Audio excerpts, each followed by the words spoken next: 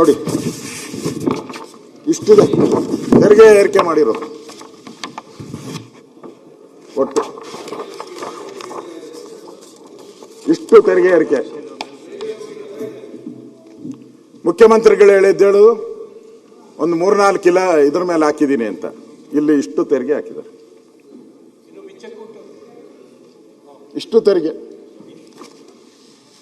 ಸರ್ಕಾರಕ್ಕೆ ಇವರು ಅಸೆಂಬ್ಲಿಗೆ ತಪ್ಪು ಹೇಳ್ದಂಗೆ ಆಯ್ತಲ್ಲ ಮುಖ್ಯಮಂತ್ರಿಗಳು.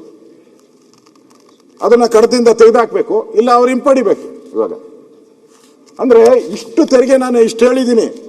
ಇವ್ರು ತೆರಿಗೆ ಹಾಕಿರೋದು ಇನ್ನು ದೊಡ್ಡ ದೊಡ್ಡ ತೆರಿಗೆಗಳು. ತೆರಿಗೆಗಳು ಇನ್ನು ಬಸ್ ಸರ್ಟಿಫಿಕೇಟ್ ನೋಡಿ, ಇಷ್ಟಿದೆ ತೆರಿಗೆ ಏರಿಕೆ ಮಾಡಿರೋದು. ಒಟ್ಟು ಇಷ್ಟು ತೆರಿಗೆ ಏರಿಕೆ. ಮುಖ್ಯಮಂತ್ರಿಗಳು ಹೇಳಿದ್ದೇಳು ಒಂದು 3-4 ಕಿಲೋ ಇದ್ರ ಮೇಲೆ ಹಾಕಿದ್ದೀನಿ ಅಂತ. ಇಲ್ಲಿ ಇಷ್ಟು ತೆರಿಗೆ ಹಾಕಿದ್ದಾರೆ, ಇಷ್ಟು ತೆರಿಗೆ. ನಾವು ಹೇಳಿದ್ದು ಅವತ್ತು 60,514 ಇಷ್ಟು ತೆರಿಗೆಗಳನ್ನ ರೆಕಾರ್ಡ್ ಇದೆ ಹೇಳ್ತೀನಿ.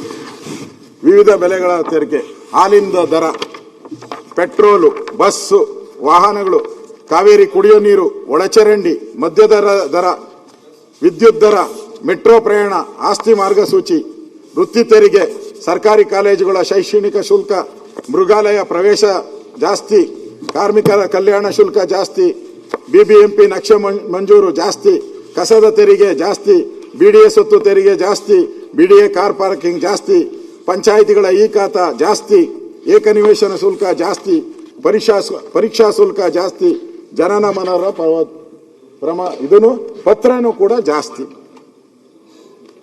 ತುಪ್ಪದ ದರ ಜಾಸ್ತಿ, ರಸ್ತೆಗಳ ಪಾರ್ಕಿಂಗ್ ಶುಲ್ಕ, ಕಟ್ಟಡಗಳು ಕಟ್ಟುವ ಗಣಿ ಮತ್ತು ಭೂ ವಿಜ್ಞಾನ ಇಲಾಖೆಯಿಂದ ರಾಯಲ್ಟಿ ಶುಲ್ಕ. ಫಸ್ಟ್ ಟೈಮ್ ನಾನು ಕೇಳ್ತಾ ಇರೋದು.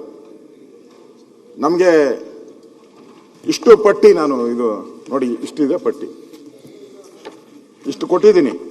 ನಾನು ಫಸ್ಟ್ ಟೈಮು ನನ್ನ ಇತಿಹಾಸದಲ್ಲಿ, ನಮ್ಮ ಸ್ವಾತಂತ್ರ್ಯ ಬಂದು ಇಷ್ಟು ವರ್ಷ ಆಗೈತೆ ಸುರೇಶ್, ಯಾರನ ಬಿಲ್ಡಿಂಗ್ ಕಟ್ಟು ಮಣ್ಣಗಿತಾರಲ್ಲ ಕೆಳಗಡೆ, ಬಿಲ್ಡಿಂಗ್ ಕಟ್ಟಬೇಕಾದ್ರೆ ಈಗ ಫ್ಲಾಟ್ಗಳು ಕಟ್ಟೋರು ಎಲ್ಲ ಸೆಲ್ಲರ್ ಹೋಗ್ತಾರೆ. ಪಾಯ ಅಲ್ಲ ಅದು, ಸೆಲ್ಲರು. ಪಾಯ ಅಂದ್ರೆ ನೀವು 3 ಅಡಿ ಹಿಂಗೆ ಕಟ್ಬಿಟ್ಟು 3 ಅಡಿ ಹೊತ್ತು